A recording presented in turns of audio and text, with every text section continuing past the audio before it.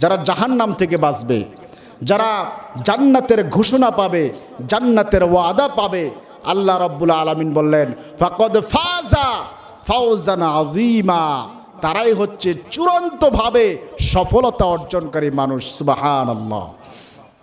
দুনিয়াতে মানুষ সফল হওয়ার জন্য, সফলতার জন্য কি না করে।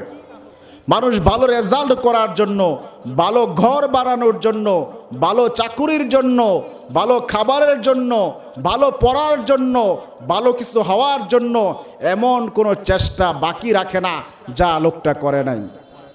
কিন্তু আমরা জানি দুনিয়াতে ভালো কিছু করতে পারলে আমরা সফল, কিন্তু কোরআন বলছে না, মুমিন মুসলমান সফল তখন হবে যখন তারা চিরস্থায়ী আযাব জাহান্নাম থেকে নিজেকে বাঁচাতে পারবে। সুবহানাল্লাহ। জাহান্নাম থেকে বাঁচার আগ পর্যন্ত কোনো মুমিন মুসলমান সফল নয়। এই জান্নাত আর এই জাহান্নাম শুরু হয় মানুষের মৃত্যুর মাধ্যমে। কিসের মাধ্যমে? মৃত্যুর মাধ্যমে। সুতরাং আমরা যদি এই কথা বলি মৃত্যুই শেষ, কি বলি? মৃত্যুই শেষ, তাহলে অমুসলিম এবং বেঈমানদের কথা বললাম। মৃত্যুর পরে কি হবে, আলমে বারজাক কি, জান্নাত জাহান্নাম কি, এই বিষয়গুলো যদি আমরা বিশ্বাস না করি, সামনে না রাখি, আর সামনে রেখে যদি না আমল করি, তাহলে আমরা তাদের মতোই হয়ে গেলাম, অমুসলিমদের মতোই হয়ে গেলাম। মুসলমান তো তারা, ইমানদার তো তারা যারা জানলো, শুনলো আর মেনে নিল, শুনলো আর মেনে নিল। সামি'না ওয়া আতানা, আমি শুনলাম, আনুগত্য করলাম, এর নাম হচ্ছে মুসলমান। ইসলাম শিক্ষা বইয়ের মধ্যে দেখবেন 9-10 বইয়ের মধ্যে লেখা আছে ইসলাম কাকে বলে, ইসলামের পারিভাষিক সংজ্ঞা কি।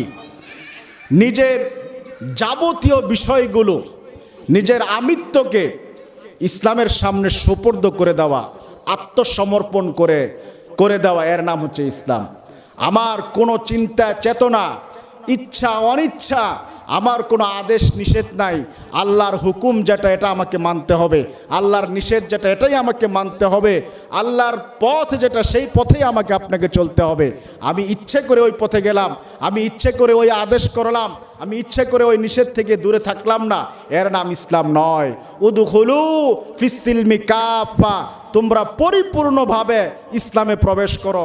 এই কোরআন যখন আমরা মানব, কিছু অংশ না, আল্লাহর কোরআনের 30 পারা 114টি সূরাই আমাকে আপনাকে মানতে হবে, একটা অক্ষরের কম বেশি করা যাবে না। এর নাম হচ্ছে মুসলমান, এর নাম হচ্ছে ইসলাম। রাসূল সাল্লাল্লাহু আলাইহি ওয়াসাল্লামের যে সকল সহিহ হাদিস আছে, ওই সহিহ হাদিসের একটা হাদিসও ছাড়া যাবে না এবং অস্বীকারও করা যাবে না। এর নাম হচ্ছে ইসলাম এবং মুসলমান। মসজিদে পাক্কা মুসল্লি, আবার ওয়াজ মাহফিলও পাক্কা মুসল্লি, কিন্তু যেই লোকটা ওয়াজ মাহফিলের অতিথি, ওয়াজ মাহফিলের সভাপতি, মসজিদের সভাপতি, ওই লোকটা আবার গানের সভাপতি হয়, গানের অতিথি হয়, আবার ওই লোকটা কোমর দুলে নাচগুলো দেখে আনন্দ পায়, নাউজুবিল্লাহ। এইভাবে ইসলাম হয় না। ইসলাম কমপ্লিট, পরিপূর্ণ একটা জীবন ব্যবস্থার নাম কি? ইসলাম।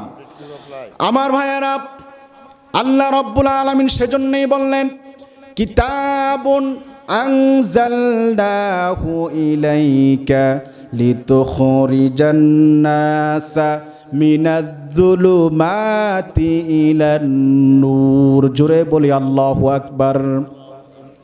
আল্লাহ পাক বললেন আমি এমন একটা কিতাব দিলাম, এমন একটা কোরআন আমি রব্বুল আলামিন তোমাদেরকে দান করলাম, যে কিতাব, যে কোরআন তোমাদেরকে অন্ধকার থেকে আলোর পথে বের করে নিয়ে আসবে। সুবহানাল্লাহ।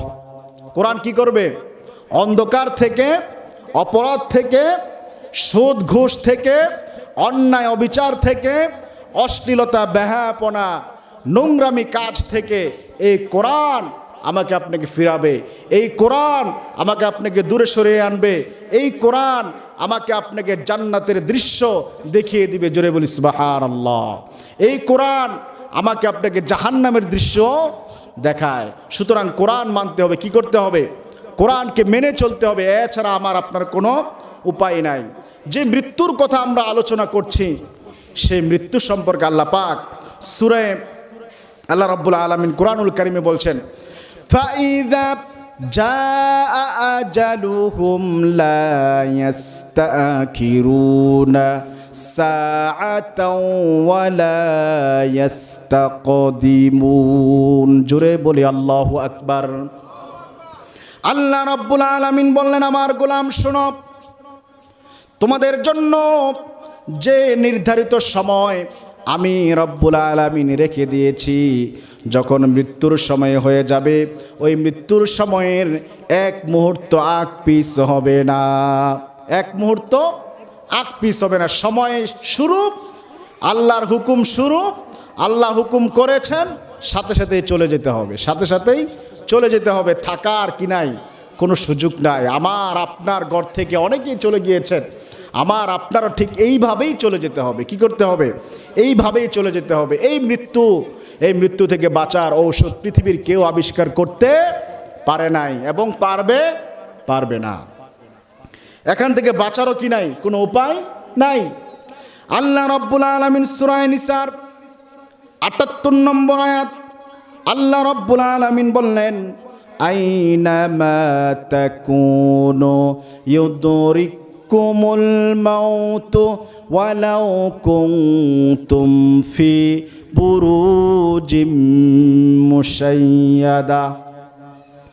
আল্লাহ রাব্বুল আলামিন বললেন, তুমি যেখানেই থাকো না কেন, যেখানেই তুমি থাকো না কেন, যেখানেই যাও না কেন, তুমি যদি সিঁড়ি লাগিয়ে সেই আকাশে গিয়ে পালিয়ে যাও, মাটির গহীনে তুমি লুকাও, সেখানেও মৃত্যু তোমাকে স্পর্শ করবে।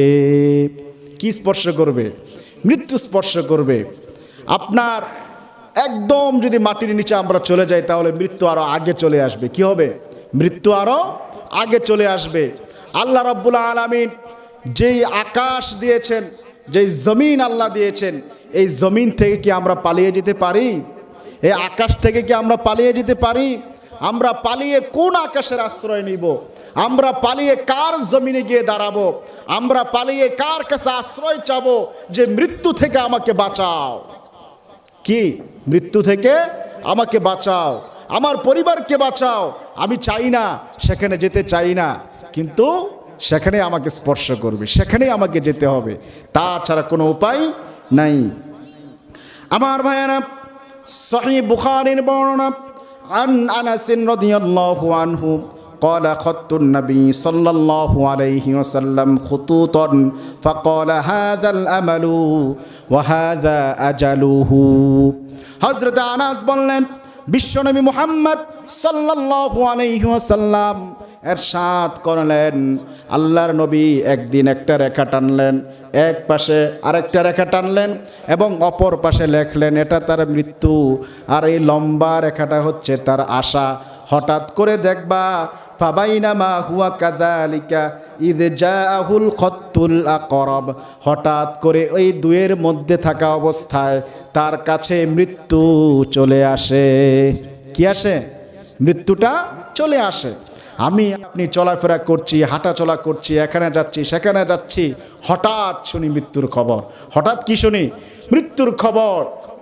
সুতরাং এটা কাউকে বলে কয়ে আসে না। কি করে না? বলে কয়ে কারো কাছে আসে না এবং আসবেও না।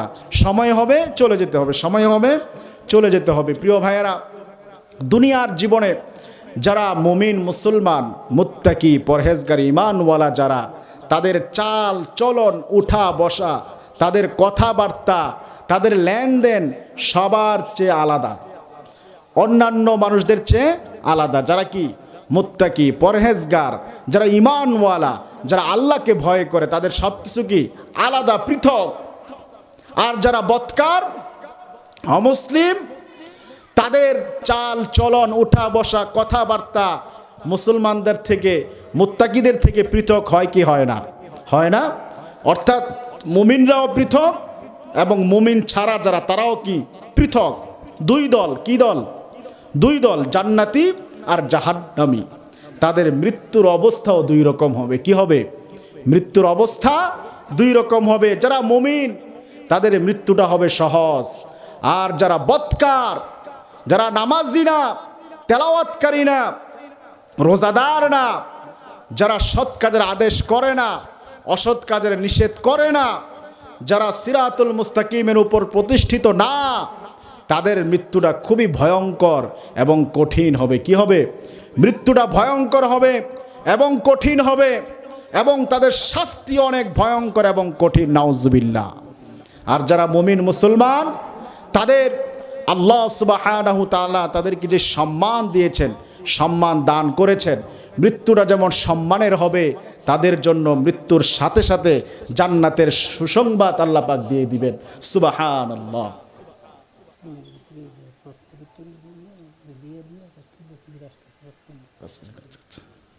সম্মানিত ভাইরা, সেজন্যে যারা বদকার তাদের আলোচনা একটু আমরা করি। আল্লাহ রাব্বুল আলামিন বললেন, ওয়ালাউ তারা ইযিয যালিমুনা ফি গামারাতিল মাউত। আল্লাহ পাক বললেন, তোমরা তাদের দিকে লক্ষ্য করো যখন তাদের মৃত্যুর সময় হয়। ওয়াল মালাইকাতু বাসিতু আইদিহিম মাখরিজু আনফুসাকুম আল ইয়াউমা তুজজাউনা আযাবাল হুনি বিমা কুনতুম তাকুলুনা আলাল্লাহ। আল্লাহ পাক বললেন, তারা মৃত্যুর যন্ত্রণায় ছটফট করতে থাকে, আর ফেরেশতারা হাত বাড়িয়ে বলে, এবার তোমাদের আত্মাগুলোকে বের করে দাও। এবং কাফের যারা আছে, অমুসলিম যারা আছে, তারা দুনিয়ার মায়া ছেড়ে চলে যেতে চায় না। এরপরে রাসূল সাল্লাল্লাহু আলাইহি ওয়াসাল্লাম কোরআন থেকে শোনালেন, আজ তোমাদের নিকৃষ্টতম আযাব দেওয়া হবে, কারণ তোমরা আল্লাহকে অস্বীকার করেছ, আল্লাহর কোনো বিধান দুনিয়াতে তোমরা মানো নাই। এমন সময় বদকার আত্মাগুলো বলবে, বদকার লোকগুলো বলবে, হাত্তা ইযা জাআ আহাদাহুমুল মাউতু ক্বালা রাব্বিরজিউন। তারা বলবে, আল্লাহ এখন আমাদেরকে একটা সুযোগ দাও। আল্লাহ বলবে, কেন কেন? লাআল্লি আমালু সলিহান ফিমা তারাকতু। আমাদেরকে সুযোগ দাও, আমরা ফিরে গিয়ে এই মৃত্যু থেকে বেঁচে আমরা সৎ কাজ করব, তোমাকে খুশি করব। আল্লাহ পাক বলবেন, কাল্লা, কখনো না। ইন্নাহা কালিমাতুন হুয়া কাইলুহা। আল্লাহ পাক বললেন, এই কথাগুলো তাদের মুখের অনর্থক কথা, বাচাল কথা, সত্য কথা না। আল্লাহ বললেন, ওয়ামি ওয়ারাইহিম বারযাকুন ইলা ইয়াউমি ইউবাসুন। আল্লাহ পাক বললেন, এখন থেকে তোমার আলমে বারযাক শুরু হয়ে গেল। কি হলো? আলমে বারযাক শুরু হয়ে গেল। আমার বন্ধুগণ, মৃত্যুর যন্ত্রণা অনেক কঠিন। আল্লাহ রাব্বুল আলামিন সূরা কাফের 19 নম্বর আয়াতে বললেন, ওয়াজাআত সাকরাতুল মাউতি বিল হক যালিকা মা কুনতা মিনহু তাহিদ। আল্লাহ রাব্বুল আলামিন বললেন, সত্য সহকারে মৃত্যুর যন্ত্রণা তোমাদের কাছে আসবে, সেখান থেকে তোমরা আর পালাতে পারবে না। সূরা ওয়াকিয়ার 83 থেকে 85 নম্বর আয়াত, ফালাউলা ইযা বালাগাতিল হুলকুম ওয়া আনতুম হিনা ইযিন তানজুরুন ওয়া নাহনু আকরাবু ইলাইহি মিনকুম ওয়ালাকিন লা তুবসিরুন। আল্লাহ রাব্বুল আলামিন বললেন, তোমরা তোমাদের ক্ষমতা কোথায়? যখন তোমরা মুমূর্ষ অবস্থায়, তোমাদের মুমূর্ষ অবস্থা হয়ে যায়, তখন তোমরা শুধুমাত্র ওই মৃত ব্যক্তির দিকে অনেক নিকটবর্তী। সুবহানাল্লাহ। আল্লাহ পাক চ্যালেঞ্জ করেন, কাল্লা ইযা বালাগাতিত তারাকিয়া ওয়া কিলা মান রাক ওয়া যান্না আন্নাহুল ফিরাক। আল্লাহ পাক বললেন, তোমরা কি করছো? কখনোই না। যখন মানুষ মুমূর্ষ হয়ে যায়, তখন তোমরা ওয়াকিল আমার নরক, ডাক্তার ডাকো, কবিরাজ ডাকো, চিকিৎসা করাও, অপারেশন করো, তোমরা আইসিইউতে রাখো, সিসিউতে রাখো, কোনো জায়গায় কোনো কাজ হয় না। ওয়ালতাফাতিসা কুবিসাক, কিন্তু পায়ের এক নলা আরেক নলার সাথে লেগে যায়। ঠিক কি ঠিক না? এরপর আল্লাহ পাক বললেন, ইলা রাব্বিকা ইয়াউমা ইযিনিল মাসাক। এই দিন হচ্ছে তোমাদের আল্লাহর কাছে চলে যাওয়ার দিন। কার কাছে চলে যাওয়ার দিন? আল্লাহর কাছে চলে যাওয়ার দিন। আল্লাহ পাক যারা বদকার তাদের জন্য বলছেন, লা তুফাত্তাহু লাহুম আবওয়াবুস সামা ওয়া লা ইয়াদখুলুনাল জান্নাহ হাত্তা ইরজাল জামালু ফি সাম্মিল খিয়াত।